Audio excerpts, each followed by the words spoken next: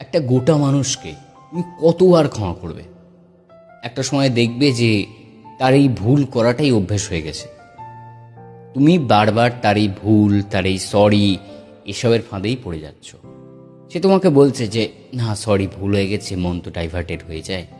তুমি ভাবছো ঠিক আছে, এরকম ইনফ্যাচুয়েশন তো হতেই পারে, চলো তাকে ছেড়ে দিই, তাকে আবার সুযোগ দিই।